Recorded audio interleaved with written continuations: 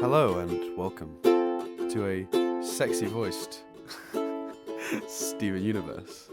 Hello, darlings. This is Chris and Dan with a severe chest infection, which he's decided to try and turn those lemons into lemonade by making out I'm doing some sort of intentional voice. No, this is just how I sound at the moment, guys.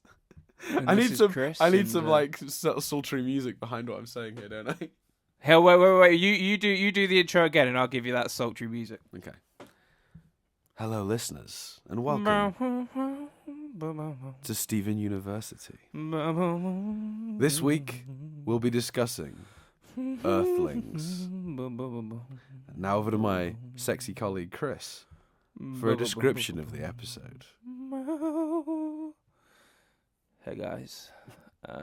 I don't have a cold What? or a chest infection. Sorry, that was minimising Dan's pain by saying cold. I don't have a chest infection, but I figure that it will be less noticeable that Dan's all sexy if I'm all sexy too. Have you got some antibiotics yet, you prick? Yeah. Oh, good. Did they give you? There's a big Well, we won't go into the antibiotics debate in Britain. We'll talk about the episode instead. But you're feeling slightly better, Dan. I think people are concerned. But people might be. People shouldn't be concerned. I'm fine. I don't like. It's the weirdest illness I've ever had because it's the least logical symptoms. Like I've never had this combination of symptoms before. I feel physically fine. It's not hit my energy. It's not hit my appetite. It's not hit anything except for my chest, which feels tight often, and I have shortness of breath sometimes. And like my throat and therefore voice, where I'm just coughing constantly. So yeah, sorry listeners if you hear coughing a lot on this podcast. Hey, Dan. We are only concerned for your health, my friend. Don't worry about the fuck my health. I'm concerned about the quality of this podcast, Chris, which was questionable before I got this illness. Yeah, I gave up worrying about the quality of this podcast ages ago. It must be difficult with a new job because people you must be like, oh hi, I'm Dan. Yeah, because there's a lot of handshaking that goes on during a new job when you meet. Because I've started a new job this week for listeners who don't know. Only done one day so far, which was yesterday. Went very well. Met a bunch of new people. They actually seem really nice. Because what's funny is everyone kept going, "Are you nervous? Are you nervous about new job?" And the answer was always the same: "No, I know how to do this job. This is fine. It's a job I've been doing for a long time in a new location with new people. It's the same role. I know the role. That's fine. I'll have to learn a new building and figure out where everything is and all that. But the actual process of what I need to do, I know what that is. I'm not worried in the least about that. It's a career I've had for some time." The people, though, that is always the big question mark, isn't it? Because they're a whole team that have embedded and they know each other and they've got their own culture that's formed around the work and they know what they're doing, but they've got their own methodology and it's not necessarily going to line up with mine. So it's a matter of my biggest concern going into a new role is okay, how do I hang back enough to not be coming in and enforcing the way I like to do things on them, and so I can hang back and learn the way they work, but also while being personable and friendly and and making a reasonable first impression, so that they at least think I'm not going to come in and be a dick about it. So it's a really fine balance, but it turns out the team there are lovely, and it's not going to be an issue. I met a handful of them yesterday, and they're just the nicest people. So yeah, it's good. Awesome. And they're a lot more political than my previous team. That's for sure. They must be very political for you to find that out within a day. Yeah, there's certain things that aren't being done out of protest already towards a certain. Yeah, I can't really explain it without giving away my job. I'll tell you after, Chris. But yeah, it's interesting. They're a strongly political team, and I found that really interesting. Cool. Yeah. Cool. Should I talk about Earthlings? Yeah. I don't know. It's one of those things where we've gone down this rabbit hole, but we can't we can't ask anyone. I'm not moaning. Don't worry. To be fair, we only went down that rabbit hole for a minute because the illness stuff is relevant because I'm covering why I sound quite like this. I don't know if this sounds better though. I think this might be better than my normal voice. It's Do you think, Chris, is it soothing? Is it sexy? Because I don't think I've ever been associated with the word sexy, so I was using it ironically to say this is my sexy voice. It's just a little deeper and a little raspier. But now you're legitimately beginning to think you sound No, sexy. I'm beginning to think I might sound better, and I'm worried that's. I don't know. It just sounds like a. It's weird. The voice that I have right now feels like a voice that has more confidence behind it. It's not my usual nasal. Like it's slightly more throaty, and I feel like that gives it more authority and more confidence. Yeah, like before, it sounded like you were about to sing some pop punk, but maybe now it sounds like you're about to sing some Barry soul White. music. Or, yeah, yeah. I don't know. Some Rag and Bone Men. It just feels like if the voice feels like it comes with like a fraction more gravitas than my previous, and now I'm like, if this is better, I'll be sad to lose the illness. I won't. It sucks. It's the worst. I woke up this morning not being able to breathe. That's what woke me up. My alarm didn't wake me up. The lack of being able to intake oxygen woke me up this morning. That's not fun. Don't recommend it. 1 star. I'd love if people listen to, like, especially because we're that cross section. If there's other cross sections of people between Steven Universe fans and Kevin Smith fans, and like they've just heard him on a couple of podcasts talk about his heart attack, and now you're coming in here with your chest infection, and they're like, all right, Dan. There's bigger Kevin issues. Smith's chest felt worse. Hey, his chest definitely felt worse. Mine still sucks though. I definitely don't recommend it. Yeah. Don't recommend. Well, I think I speak for us all when I say I hope you get better, my friend. Thanks, buddy. So shall I chat Earthlings? Yeah, let's please chat Earthlings. Tell me, Chris, Cool. what happened in Earthlings? So it starts immediately from where we left off. Amethyst is getting ready to attack. We see Jasper be quite critical of her captured, corrupted gems. The one in that we met in a previous episode in particular, she's having a go at him. Amethyst and Peridot are like, we should go get reinforcements, or Peridot is. And Steven's like, yep, Amethyst. Amethyst is gone. So she's trying to creep up on her, and then Jasper reveals that she knows that she's there. So Amethyst falls. Steven goes to try and help. Amethyst is like, no, it's me versus her. So then they fight. It's quite a cool fight, but Jasper quite naturally has the upper hand. Steven then helps Amethyst out by bringing down a drill to cause a bit of a distraction for a moment. And Steven kind of says to Amethyst, I'm the same as you, you've got me, please let me in, let me help. Amethyst is like, yeah, you're right, reaches out her hand. Suddenly they fuse, and they produce, was it smoky quartz. Smoky quartz. Smoky quartz v Jasper. All the time this is happening, Peridot's in the background trying to get her metal powers to work. Yeah. It's amazing. It's the best. Smoky quartz has the battle with Jasper, gets the other hand. Smoky quartz inadvertently releases all Jasper's army, and they all run away. Mm-hmm. And then Jasper fuses with the one that's left, but that fusion doesn't go well because that corrupted gem does not want to fuse with Jasper. And they end up falling and fighting and falling, and that somehow corrupts Jasper's gem. And then, which I'm sure there's a logic, but I couldn't work out whether it's because maybe the corrupted gem scratched her gem a little bit or something. I wasn't quite sure on that. I've got a theory on how that works myself. We'll talk about that in a minute. Yeah. So then Jasper is defeated. No, the corrupted Jasper's gem begins to corrupt, and she ends up poofing. No.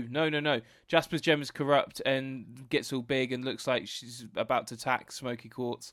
And then Peridot moves a piece of metal, stabs the corrupted Jasper, and she poofs and ends up just being a gem. Then we see Amethyst for the first time bubble that gem, yes. And they go off. And then they all go to the barn for a nice relaxing time, and they see the remaining crystal gems.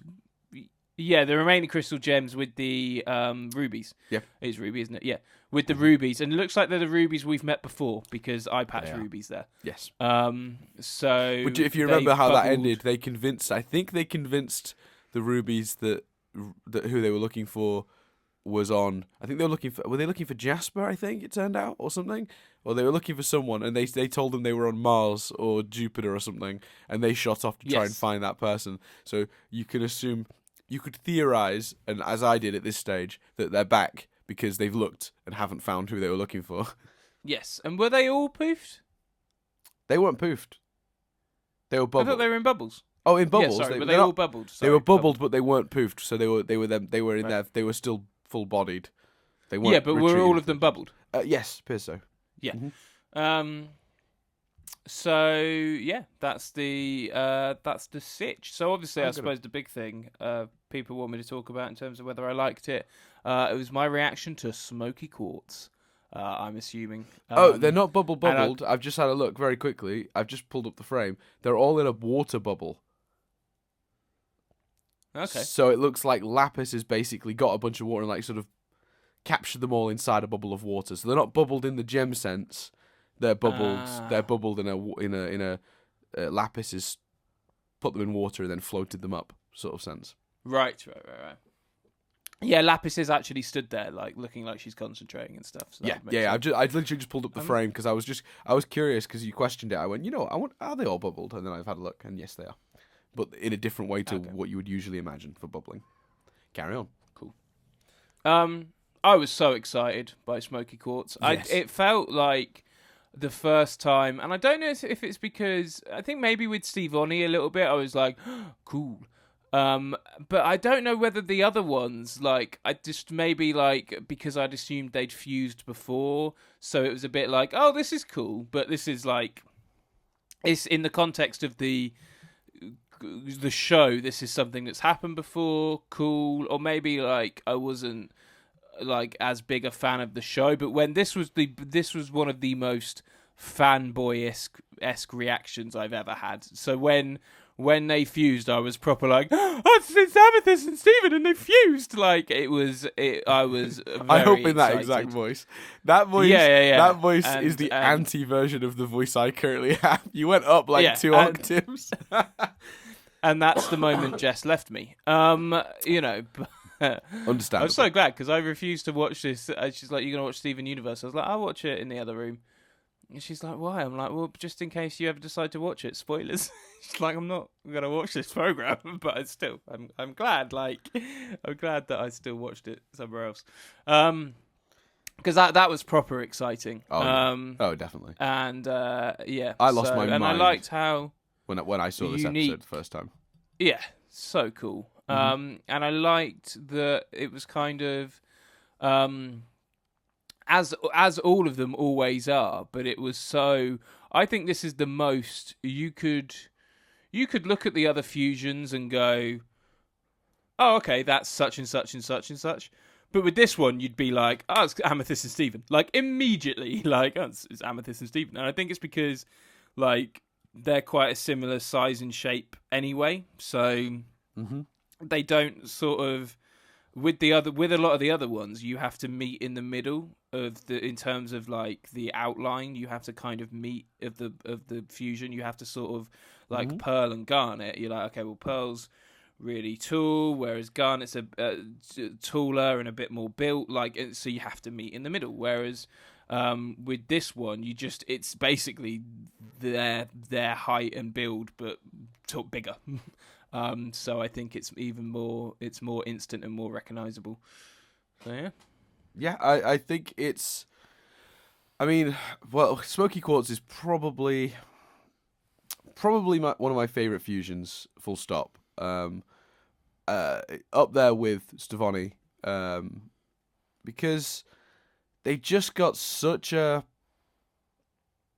There's such a clear, defined personality instantly, or it feels like, and I know we say this about every fusion, but this really is Steven and Amethyst if they were together. Like, yes. Like that little bit of chaos that Amethyst likes to bring to things, mixed with Steven's sort of like heart and like love for like bad puns or whatever. Like, I don't know, there's just something cheesy and adorable, but also kind of rebellious about Smoky Quartz. And I think that is such an interesting combination of of sort of like characteristics to give a character. And then, of course, just from a design perspective, using the shield and the whip to create a yo-yo, fucking Yeah. like, come on. Because we've talked about in the past the cleverness of the merging of the weapons. So putting Pearl's staff with Garnet's gauntlets to make a big hammer, or putting Pearl's staff with Amethyst's whip to make a bow, or Sugalite has the whip and the gauntlet to make a sort of like what do you call those things? The hammer. It's like a chain with like a ball with spikes on the end. Mace, like almost like a mace sort of like deal. It's pretty cool. How they've merged the weapons before. But a yo-yo would never have occurred to me because, quite simply, it's not a fucking weapon. I mean, I don't want to be too blunt about it, but it's you wouldn't think. Don't be disrespecting yo-yos, Dan. Well, I mean, yeah. Well, in the context of a fight, a yo-yo is not helping you. Do you know what I mean? Like, give me a shield or a sword or a hammer or you know what I mean? Any of the other things that we've seen, or a bow and arrow or a mace, rather than I mean. That is bad. Like, not bad. It's like it's so innovative. It's like it's insane. You wouldn't think about it, and that's what's beautiful about it, because it's a perfect mesh of those two things. And the way it's used is really clever, and it is used offensively and effectively. And I think to make something as innocuous as a yo-yo a weapon that both fits so perfectly with the two things in question, but also is used so effectively by the character, because of course the character has 3 arms. Which gives it like this ability to sort of gives them like this ability to sort of like hold the yo-yo in really interesting ways. That third appendage is really helpful. I don't know. I think it's sort of. I think it's one of the cleverest fusions for that reason, but it's also I think it's one of the most. Go on. I think it's one of the truest fusions. Like, I think it's one of the most like well-defined, like you say. Mm-hmm. This is these two characters. Which is crazy, because the thing we can constantly compliment this fucking show on is how it nails the fusions. And this is like, every time they do it, they top themselves. It's amazing. Like Opal is another one of my absolute favorite fusions as well. I think Opal, Stefani, and I think, well, that's funny though, because I think that the ones I've chosen were all the first of something. So Opal was the first fusion we were introduced to, and there was just something magical and wondrous about Opal, and I think I'm always going to have a soft spot for Opal for that reason. One of my absolute favorite fusions. Stefani, because it represents a great relationship, but also it was the first time we'd seen Steven fuse with and particularly with a human, which we didn't know would be possible. And then to finally see a full gem fusion, I say full gem, obviously Steven being part human himself, I suppose not full gem, but to see Steven fuse with another gem, is another huge moment. And also because, as you pointed out, and I never really put this together, but the reason this fusion is exciting is this fusion is discovering itself for the first time in a way that all the previous gem fusions haven't. You're right, they formed Opal before, they formed Sugalite before, Alexandrite been formed before. This is these gems have been hanging out for hundreds, thousands of years on Earth and know what their fusions are and how they work. Steven and Amethyst are discovering this fusion for the first time in this episode, and that is just stunning. And also the best two characters, the choice-wise, if you were gonna, choose the first gem for Steven to fuse with, it's got to be one of the other members of the Shorty Squad. It's just got to. It makes sense. Like it was either going to be Peridot or Amethyst. And I think personality-wise, if someone said to me, which one do you want to see first, presuming that the show will eventually show us all the various combinations, if somebody said to me, which one do you want to be introduced to first? I mean, it would be Steven and Amethyst. And particularly here, the use of it versus Jasper, who keeps getting thwarted by fusions, is just another kick in the nuts for Jasper. Plus, I think it really shows Amethyst that when you look at what Steven's been able to achieve, it's not because he's necessarily that strong himself. It's because he keeps working with the team and working with others. And Amethyst, who keeps being this lone wolf, keeps getting her ass kicked. So she finally accepts help from someone else. Steven picks her up. They become Smoky Quartz and win. And I think from a character perspective, when we're talking about Amethyst's arc, learning that she doesn't have to do everything on her own and that she can rely on her friends, and it's not weakness. in a weird way, Amethyst and Jasper are closer than you even imagine. Because when you think Oh about yeah, it, yeah, absolutely. because Jasper wanted to do everything on her own. Also, Jasper thought fusion was beneath her, and that she was powerful enough, and it didn't matter that she would win either way. And yet she keeps getting thwarted by fusions. And Amethyst kept running off to fight Jasper alone. Kept wanting to fight Jasper and prove she could do it alone. Even in that last episode where they fought on the beach, she didn't go and get Pearl and Garnet, and she even made Steven and Connie go fight the monsters so she could have Jasper.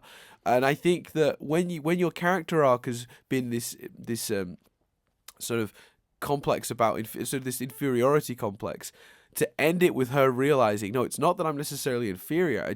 We're stronger together.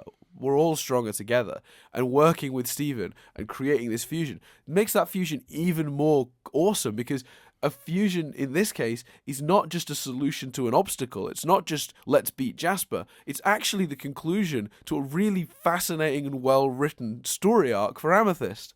And it's the perfect solution to it. And it's like, from a writing perspective, it's like, how are they doing this on this show? It is so clever the way it all comes together and that it all matches. And again, it's hard to believe that they don't have physical scripts in the traditional sense for this show, because it all feels so well plotted and so well thought out.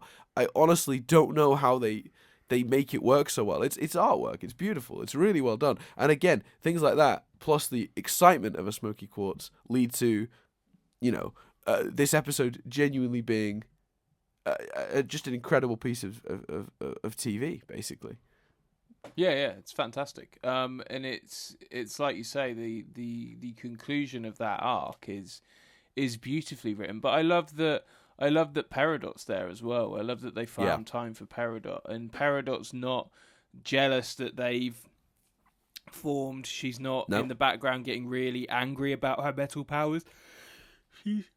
She says herself, like, don't forget, they got, as much as they devote time to the Amethyst and Steven stuff, they also give Peridot a speech about Earth and how she's found a home there, and how, like, if Jasper gives Earth a chance, there's a lot to experience, and she's found out things about herself. And they, like, in an episode where you've only got 11 minutes, not only do they round up Amethyst's story of a few episodes so beautifully, but they give time for Peridot, and they give time for her story as well, and her character development. Yeah, agreed. Which is fantastic. And you're right. And also even having her deal the final blow, sort of. I mean, yeah. Yeah, that's beautifully done. Because you kind of feel like, well, surely the episode is building to the metal powers being used at some point for something. But to give it to be honest, if they hadn't, I wouldn't have been angry if they hadn't. Because the joke is so good that I wouldn't have minded if it ended with her just still going, nothing happening. Like, to be honest with you, personally, but I'd get why you would want and imagine that's what's going to happen. I would have assumed the same thing, but I wouldn't have objected if they did it the other way as well. No. What was your theory about the corruption? So, the corruption. So I was thinking about this at the time this episode aired a lot, because, like you, I sort of went, it's a little unclear exactly how that works. But I thought about it and I went, well, wait a minute. Let's think about corruption in the sense of computers. A corrupted file is a file with its data scrambled or parts of it missing in a way that make it unreadable to the computer. So your computer is trying to read the file, but it no longer makes sense. The data is either scrambled or missing or whatever, right? So you've got to imagine that a corrupted gem can't show the shape that it's supposed to have and construct thoughts like a normal gem and talk like a normal gem because of the same problem, right? Its data is scrambled. So the gem is whole, but the data inside it is either partially missing bits or in some way like that. So if you fuse with a gem that is scrambled, you could arguably, when you separate, have either lost bits of yourself or found bits of yourself scrambled too.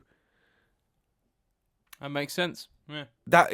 Once you think of corruption more like data loss or data corruption, the idea that if you merged two files together, one not corrupted, one corrupted, that when you pull them back apart, maybe the corrupted file could have been somehow affected, or you could even look at it more like a virus if you wanted to as well. So like a computer virus could infect other files, and it could infect other computers.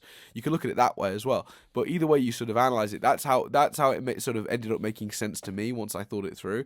And again, I think that's really interesting because obviously the gem's being is all just that gem.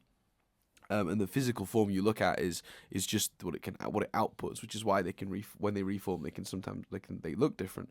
So yeah, I thought that was really interesting, and I think particularly what a great way for the downfall of Jasper to be to be Fusion again. I mean, it's and Fusion that she is trying, like that she has led to the fusion and wanted the fusion, even though she describes fusion as a cheap trick. And even in this episode is like, really, is fusion the only thing you guys know? She still then tries to fuse because winning's more important. And that's what's amazing is that even with that, she tries to fuse, and fusion is her downfall on 2 counts in this episode: smoky quartz and fusing with a corrupted gem. And she tries to fuse to make herself stronger, and in the end, irreversibly damages herself. And I think that's really cool. And and again, amazing that this episode wraps up those arcs and like so beautifully. You could put this as the series finale. Well, that's one of my questions. Do you think it should have been, and do you think that? Because it felt a bit like the minute we went back to the barn, I was like, we're going to get another cliffhanger. We're going to get a barn. Something's going to have happened to the barn, and we're going to get a cliffhanger to lead into the next 2 episodes. Because it almost felt like, we've got another 2 episodes. Okay. And I thought, well, they're not going to want to lose momentum. So, I was expecting that cliffhanger. I'll be honest with you. Should have been the finale? I think it might have originally been intended as.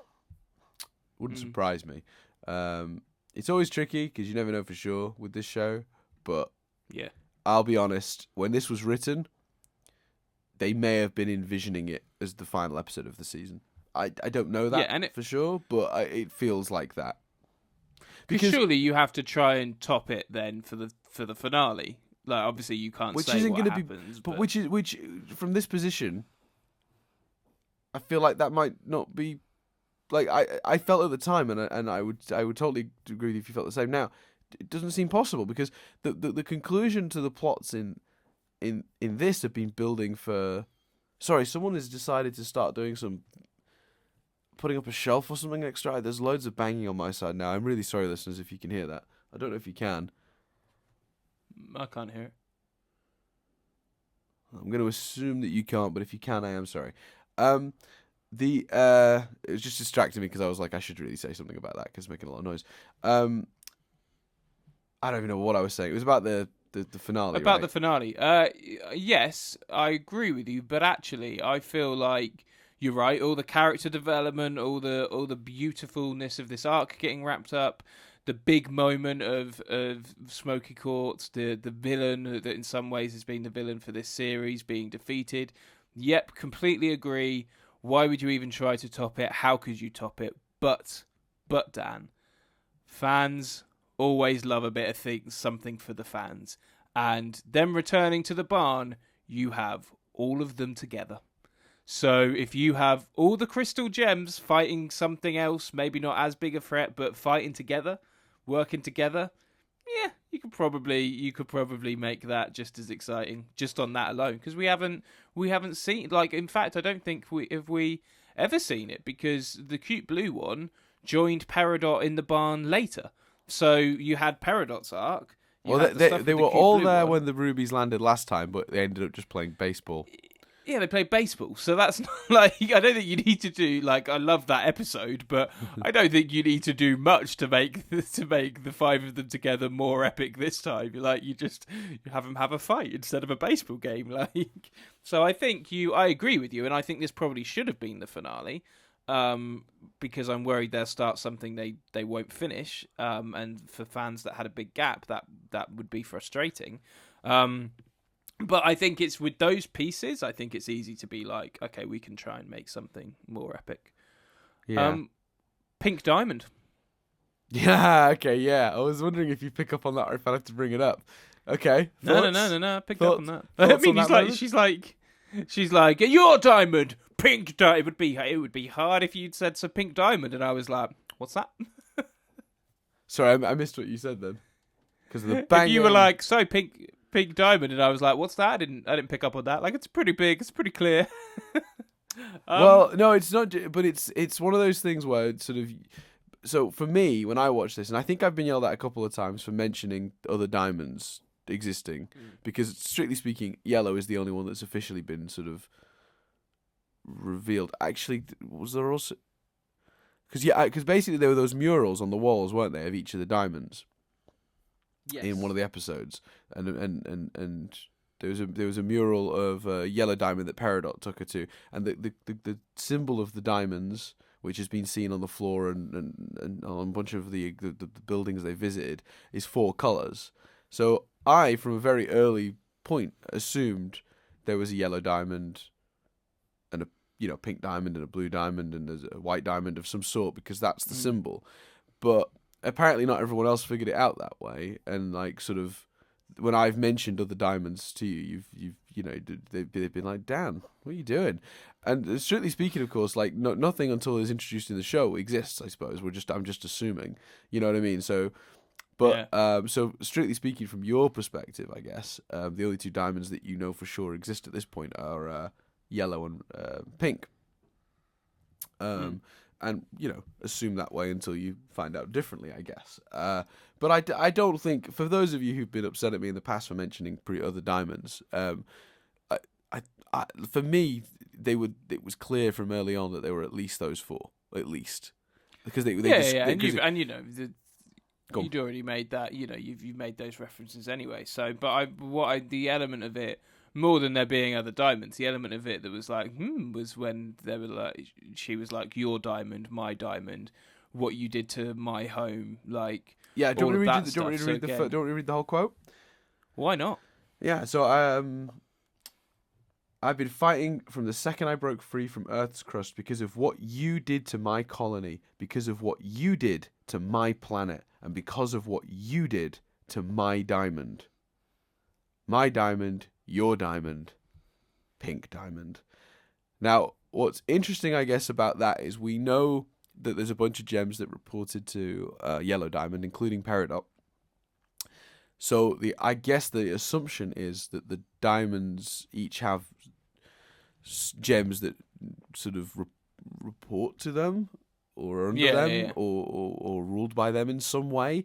And because Jasper seemed to feel that Rose was also, which makes sense because of the color scheme and stuff, under pink diamond. So maybe the whole Quartz family, you might assume, or you could. It's obviously nothing clear. This is what I was thinking around the time of this episode.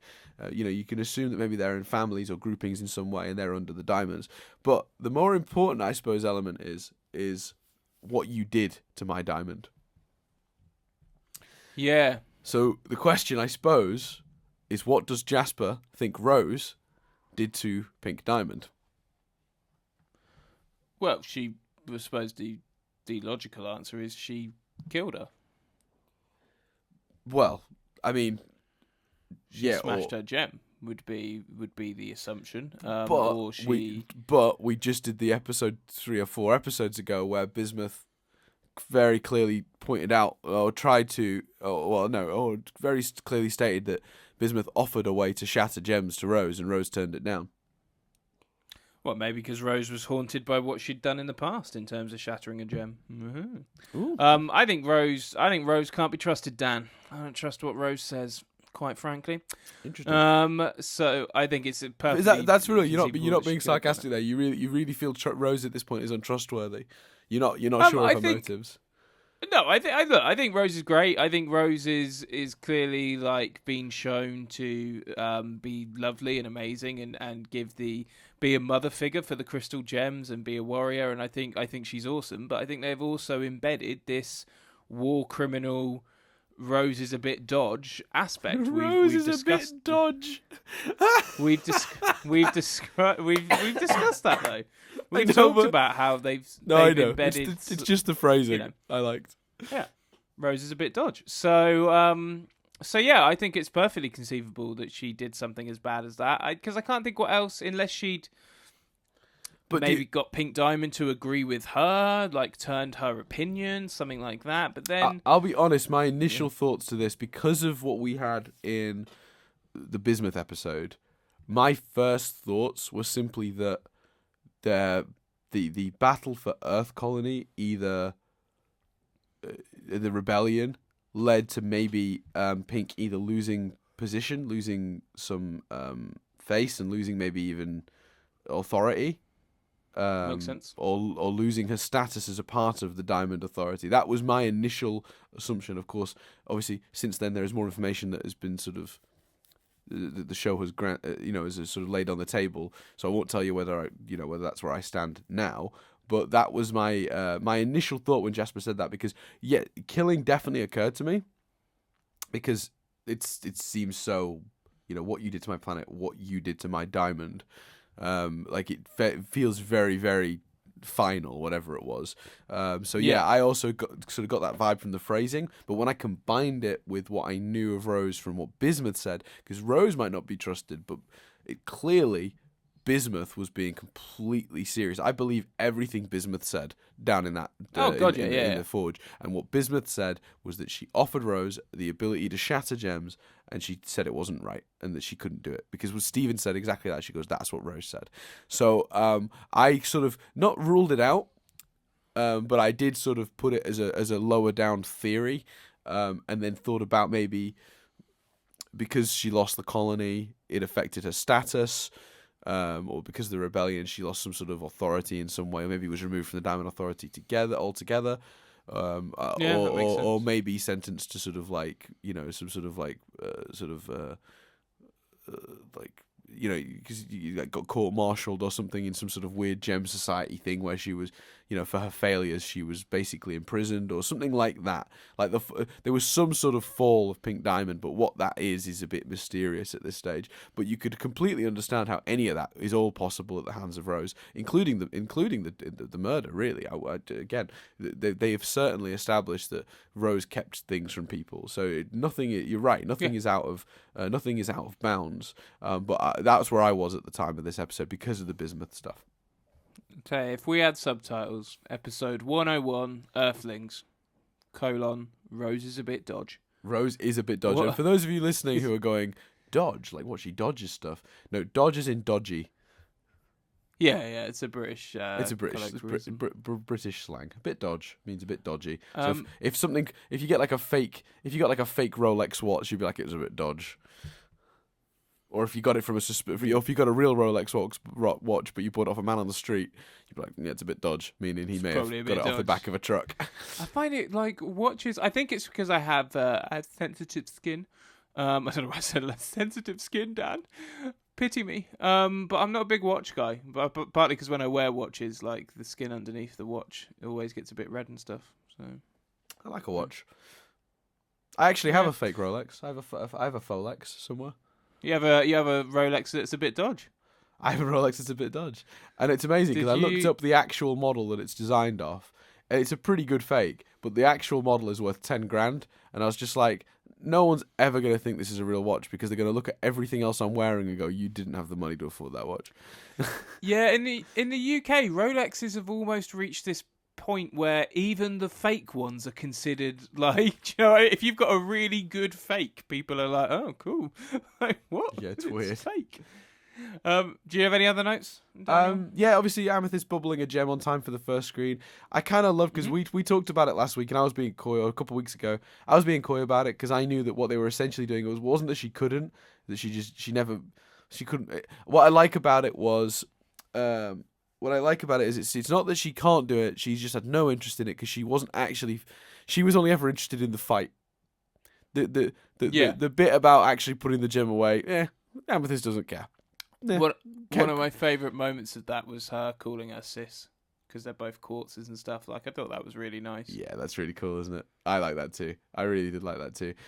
So I think that's really interesting that when they finally chose to have her do it, it's because she wanted closure on this whole situation with Jasper. And I think that made it more powerful. Like, it's one of those things that makes that moment really feel powerful, but only if you've actually noticed that she's never done it before. So it's like a thing that will reward a really big fan and a viewer that sort of rewatched it and analysed it and noticed that pattern of Amethyst never ever bubbling anything. I think the payoff for that there is actually really kind of beautiful. So I like that a lot. Yeah, I agree. There's a note here that most of the gems that Jasper captured were quartz gems that looked similar to the Great North monsters. However, it looks like she did capture at least one artificial fusion, which we've seen before, with the experiments where it was like the arms and legs and stuff, and one water bear. Right, okay, didn't notice that. But No, I didn't either. I'm trusting the Steven Universe Wikia, and I've been told not to call it a wiki because Wikipedia, obviously, it's not on. It's on a Wikia, so people have been yelling at me. So there you go, corrected. It's just shorter and easier to say wiki. It's a wiki. It's a fandom powered one though. You're having this argument with yourself, Dan.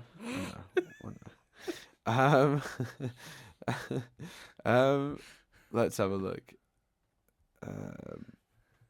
They've mentioned the cis thing on here, which you've obviously already done. This episode shows that although Jasper wears the yellow diamond insignia, she still owes allegiance to Pink Diamond, for whom she was made. So you could actually assume that at some point Jasper has been poofed since the since the rebellion, because she does carry yellow diamond's insignia, who I guess she reports to now. That's the assumption you can make. Yeah. Anyway, let's see. You seem disappointed that I didn't have more to say on that. No, I was looking at the next one, so I was looking at what I should have read these before we started.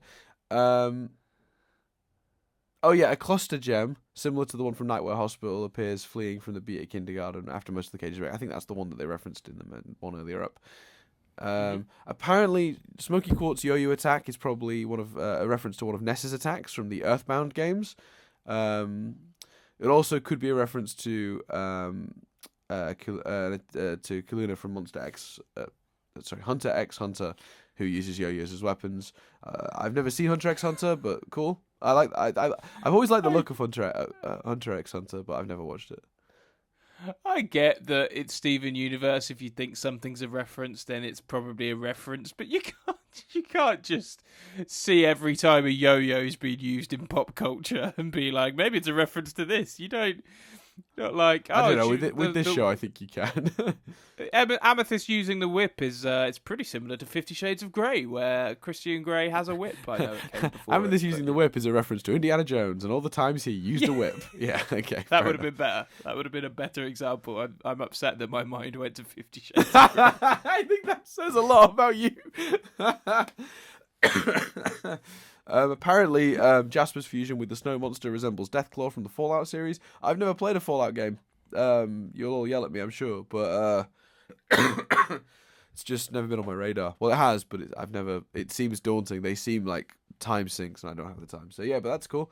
And apparently, Jasper's corruption looks like it could be a reference to a mutation from the Akira, which I don't remember that exact mutation from Akira. I've seen Akira, but many years ago, so I don't know exactly if I'd have to see a comparison of the two side by side to really go, oh, that thing, cool. But yeah, I'll buy it. That's fine. Yeah, that's about it. Cool. There we go. It's the triv. Yeah, good, some decent triv, except for the whip thing. Yeah. Well, unfortunately, that led to I've seen the first 50 Shades of Grey, and I thought it was abysmal. If people want to know my history with that franchise, well, it was literally initially written as fan fiction for Twilight, wasn't it? No, I know, but they didn't even make. It wasn't even sexy. Oh, it's a whole. Yeah, have you seen them? Have you seen the films? Yeah, sadly. Have you seen all of them? I see everything, mate. Because of my job, it's hard to explain. You've seen all of them. Yeah, that is. Yeah, but I also saw Norm of the fucking North, which is like the worst kids film ever made. Yeah. Okay. Eventually, I see everything. It's just... Yeah. And they Yeah. were all Okay. awful, mate. They were all awful. I hated every one of them. And Nadia doesn't like them either. Yeah, I thought. Yeah, like I get the feeling the first one's probably the best one, and I Yep. thought that was awful. So. Yep. Ugh. Anyway, Painful. let us know what you think of 50 Shades of Grey below, and Painful. Anyway, so yes, that's everything for this see you week. next time. That's everything for this week. I've been Dan Doolin. I've been Chris Billingham. And we'll see you next time as we discuss 50 Shades of Grey. Wait, no, that's not it, is it? I'll see you next time as we discuss 50 Shades Freed. Wait, no, not that one. What's the other one? What's the thing we were supposed 50 to be Shades talking about? Darker? Yeah, we'll do that one. All right. We'll see you next time as we discuss 50 Shades Dark. No, still the wrong thing, isn't it, Chris? I'm on the wrong topic. Oh, aren't I? we're still thinking 50 Shades, We are. not Steven Yeah. Universe. Okay, I got it. Oh, you got it? Yeah. Yep. And we'll see you next time as we discuss 50 Shades of Quartz. No? Closer? 50 Shades of Ruby would have been better because there's multiple rubies. Ah, you got that. You figured it out. You did it. All right, guys. We're retiring because that was too good. Right. We'll see you next time as we discuss Bubbled. No, that's the wrong episode, isn't it? Cool. Yeah, that's it. That's what we're meant to do. No, it's not. That's not what's next. That's 2 episodes from now. One more time with feeling. You ready, Chris? Oh, fucking hell, is it? All right, okay, go on. Oh, Jesus Christ. And we'll see you next time as we discuss Back to the Moon. Done. Nailed Nailed it. First try.